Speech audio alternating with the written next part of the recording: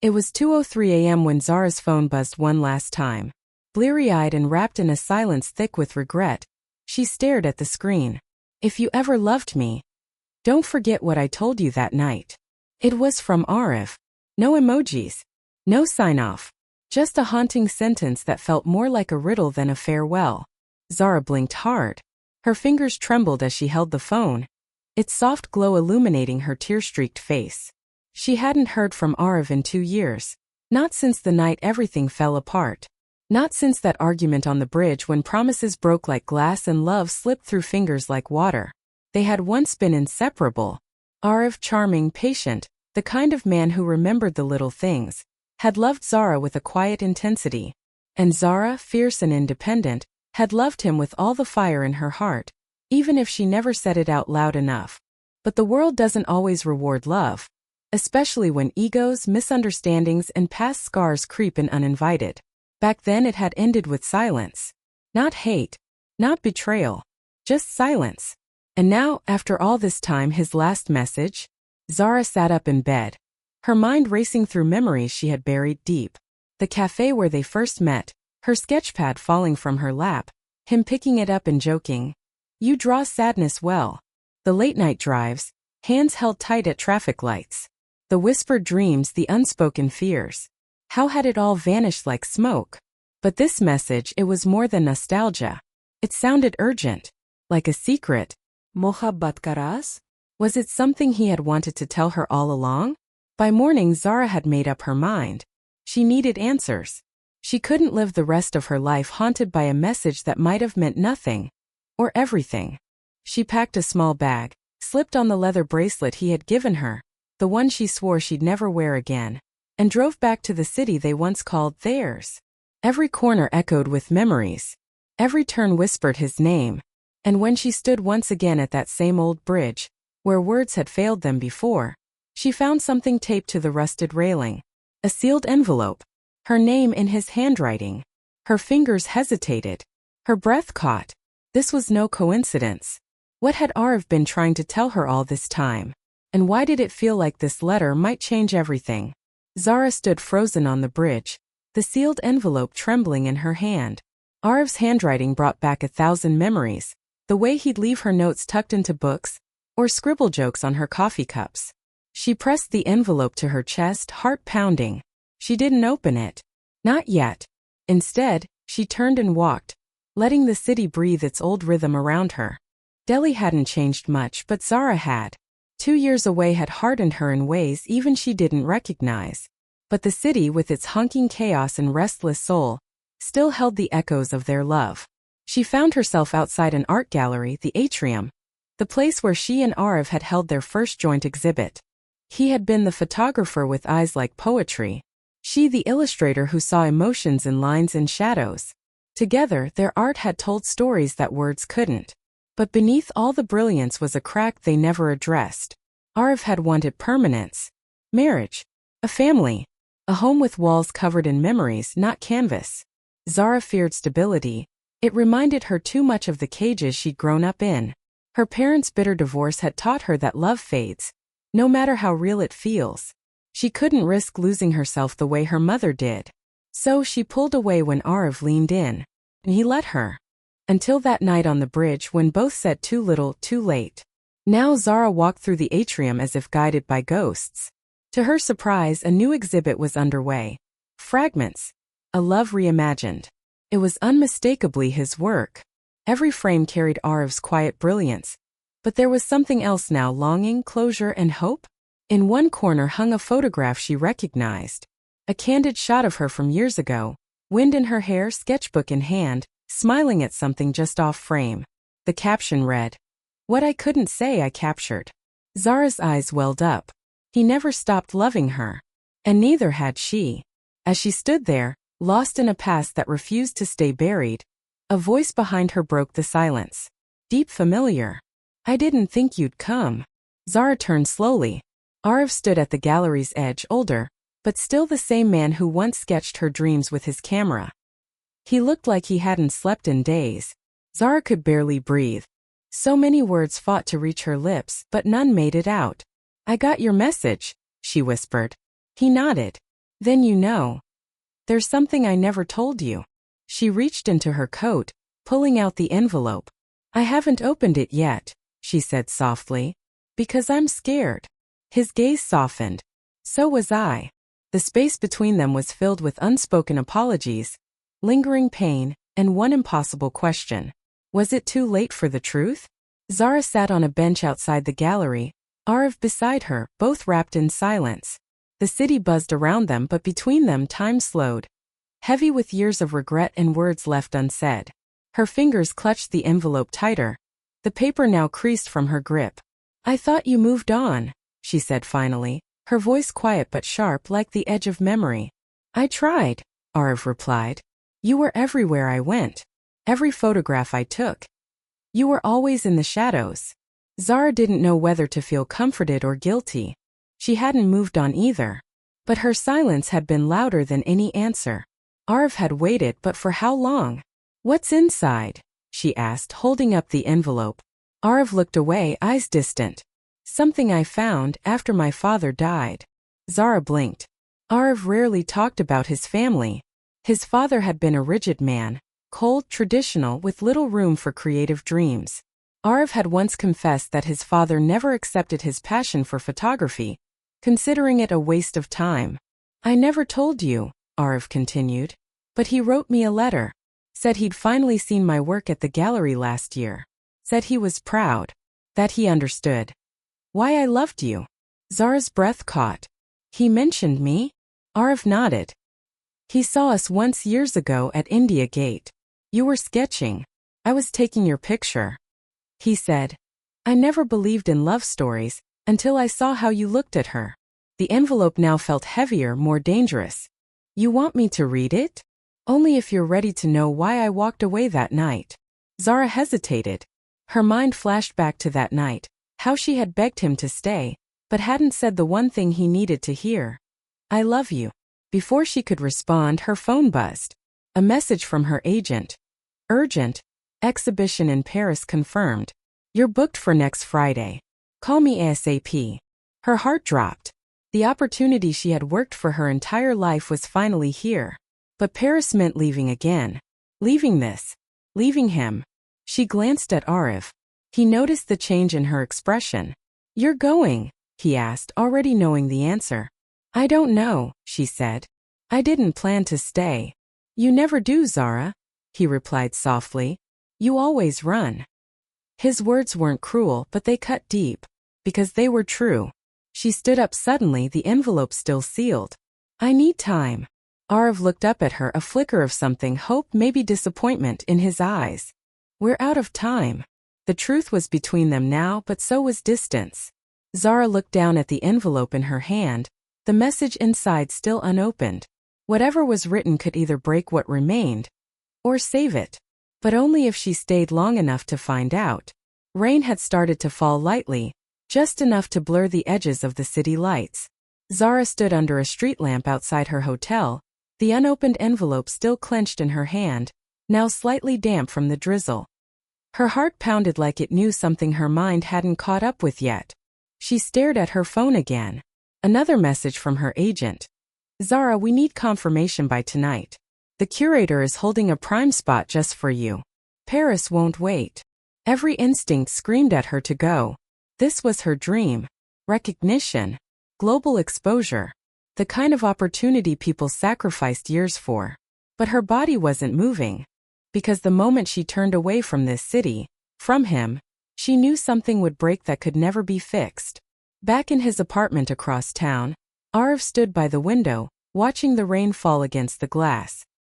He had tried to stay calm, to act like he was ready for whatever decision Zara made. But he wasn't. He had seen something in her eyes today. A war between fear and love. And this time he didn't know which one would win. He pulled out his father's letter from his desk drawer. The original copy, the one he hadn't dared to give Zara yet. Inside was a photograph tucked neatly beside the pages. It was a picture Arif had taken the night before their last fight. Zara asleep, hand resting lightly on her sketchbook, a faint smile on her face. She had no idea he'd captured that moment. It was the last time he saw her peaceful. The letter's words haunted him. If she ever comes back, don't let pride keep you apart. Some stories are worth rewriting. The memory of that night on the bridge came rushing back. How she had almost said it, how he had almost waited. But both had been too proud, too scared.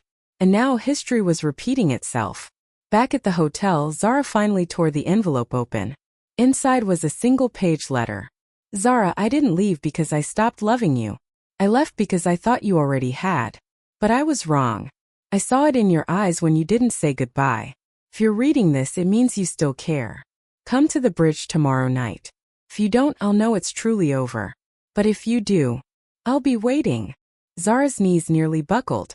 The bridge. That bridge. She looked at the time. It was already close to midnight. Tomorrow would be too late.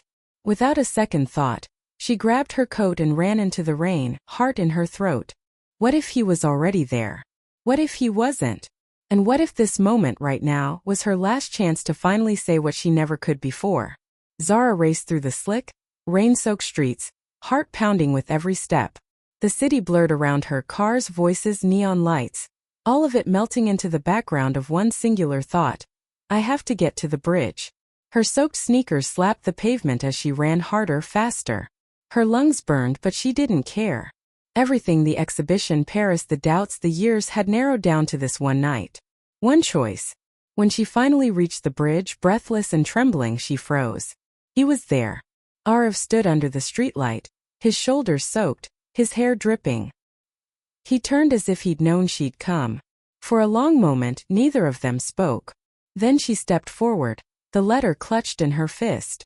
Why didn't you tell me earlier? She asked. About your father. About what he said. I didn't want to guilt you into coming back, Arif said softly. I needed you to come because you wanted to. She moved closer, rain sliding down her cheeks like tears. I never stopped wanting to. Just as she reached for him, he flinched. Zara paused. What is it? Arif swallowed hard, reaching into his coat pocket. There's something I didn't include in that letter. Something I found weeks ago. He pulled out a second envelope, worn, slightly torn, and handed it to her. Zara opened it with shaking hands. Inside were a few photographs and a small note, typed and signed. She stared in disbelief. The photos were of Arif, with another woman, familiar one, in cafes, at a bookstore. One photo looked intimate. She blinked, stunned. The woman, it was Neha, her best friend from university. The one who had comforted her after the breakup. The one who always said Arif wasn't right for her. Her voice was barely a whisper. What is this? I didn't know they existed, Arif said, his jaw tight. They were mailed to my old studio 2 weeks ago. No return address. Just those and the note. Zara looked at the message again. You still don't know the truth. Ask her what she did. Her pulse went cold. Are you saying, Neha sent this? I'm saying someone doesn't want us back together. And they've been working from the shadows since the beginning. Zara's knees buckled. This wasn't just about a breakup anymore. This was sabotage. I trusted her, Zara said, more to herself than him. She was there that night, the night we fought. She told me to walk away. That you weren't ready. Arif stepped closer. She told me you were already seeing someone else. Zara looked up, her heart collapsing into disbelief. She played both sides. They stood in the rain, realizing their love story hadn't crumbled from within. It had been torn apart by someone they both trusted. The air between them was no longer filled with just longing. It burned with betrayal, confusion, and something dangerous. And for the first time, they weren't just trying to find each other. They had to find the truth. Zara stood in the middle of the bridge, her chest heaving, rain mixing with the tears on her face. The photographs trembled in her hand, but her eyes were locked on Arif. You thought I was with someone else? She asked, her voice raw. I didn't want to believe it, Arif said quietly, but after what Neha told me, and you never called after that night, because she told me you left, Zara snapped, her voice cracking. She said you moved on, that you didn't care. And I believed her. I trusted her. Arif's fists clenched at his sides. So did I. The weight of it all, their pain, their years apart, the deception, pressed down like the rain above them. For a moment, neither of them spoke. Then Zara took a breath, steadied herself. We can't go back, she said. But maybe we can go forward. Without her lies. Without fear. Arv stepped closer, something shifting in his expression. You really think we can rebuild what they tried to destroy? I don't want what we had, Zara said. I want something stronger. He looked at her for a long moment, as if searching her face for doubt, and then finally Arv reached into his jacket. He pulled out a weathered leather notebook. Zara recognized it immediately. It was the same sketchbook she had gifted him years ago, back when they first fell in love. I kept this, he said, voice low. Even when I tried to forget you. I filled it with places I imagined you'd go. Things I wanted to show you. Stories I wanted us to tell together. Zara opened the book slowly. On the last page in smudged ink was a sketch of two figures, him and her, standing on a bridge in the rain holding hands. Tears spilled freely now. You were always the story, he whispered. I just didn't know how to end it. Until now. She looked up at him, something breaking open inside her. Something soft, real, finally free from doubt. And without hesitation, Zara stepped into his arms. They kissed gently, deeply, under the rain, under years of silence and sabotage, under the truth that had taken too long to find them. It wasn't perfect, but it was real. And just when the world seemed to still around them, Zara pulled back slightly, a question still on her lips. What if she tries again? Arv's eyes were clear now. Then we fight together. No more secrets. No more messages we're too afraid to send. Zara nodded, finally at peace. Then let's rewrite this story. On our terms. From a nearby rooftop, hidden in the shadows, a figure watched them. Neha's eyes narrowed, the wind catching the edge of a folded letter in her coat. She wasn't finished yet. A month had passed since that rainy night on the bridge. Zara and Arv sat in a cozy cafe tucked away from the chaos of the city. The skies were clear now, no rain, no doubt, just two people finally learning to breathe again together. They had decided not to run from their past, but to understand it. The lies, the pain, the separation, it had all taught them something. Zara, once afraid of being vulnerable, now spoke freely. I used to think being strong meant walking away first. But it turns out strength is staying when it's hard. Arv smiled, stirring his coffee. And I used to think love was enough. But love only survives if you're willing to protect it. They'd confronted Neha days after that night. She didn't deny it. The bitterness in her voice had revealed everything. I was tired of watching you two get everything, Neha had said, her eyes cold. Zara's career. Arv's charm. You didn't see how invisible I felt. Zara had listened quietly. Not with anger but with clarity. It hurt, yes. But it also made her realize that not all betrayals come from hate. Sometimes they come from pain. And pain passed on is pain repeated. Neha didn't apologize, but that was okay. Closure didn't always come with regret. Sometimes it came with understanding. Zara had declined the Paris offer. But not because she was running from her dreams. Instead, she launched her own solo show in Mumbai. One that Arv helped curate. Together, they turned her heartbreak into artwork that spoke to others who had once been silenced by doubt and betrayal. The gallery's final piece was a sketch. Two figures standing in the rain on a bridge, holding hands. It was titled, The Message I Finally Sent. And Arv? He went back to writing, this time with Zara as his muse. Their story, raw, imperfect, beautiful, became the centerpiece of a short film he released online. Touched thousands. Their love wasn't perfect, but it was honest now. And that made all the difference. As the sun dipped outside the cafe window, Arv reached for Zara's hand. No more unsent messages, he said. She nodded. Only truths. They smiled, knowing this time they were exactly where they were meant to be. Did you enjoy the story? So please subscribe my YouTube channel.